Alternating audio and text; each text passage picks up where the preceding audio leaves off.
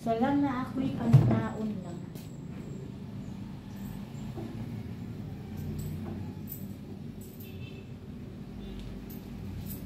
Sinsilyo lang akong pangitaon lang. No?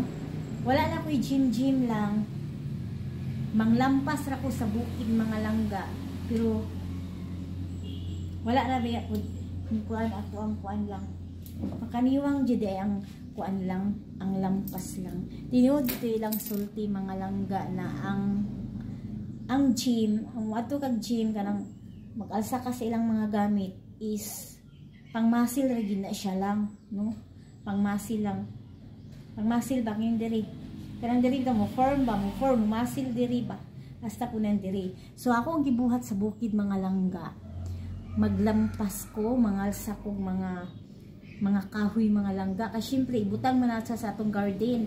And then, mabunglay ko. Akong gamiton, wala to para diri dyan mo form po siya diri. No, mo form siya diri. So, muna akong ginabuhat. Singot kaayo. Kay sa mga tuog mga langga, ang singot, gamay raman. Pero ang sa bukid dyan lang, magpainit ka, kanang mangalsa kag mga bugat, magbunglay ka kanang anak. Mga kuha yun, grabing singot, so di dyan ka malambog. So, nilang gisulti na ang gym, pangkuha lang na siya, pang masil.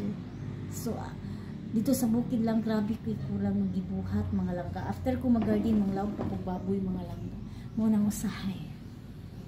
Sige, okay lang, itom, nangitom ko, okay lang, no? Okay. Ang akong purpose man jud lang na di lang po siya sa manambok-nambok mga langga, no?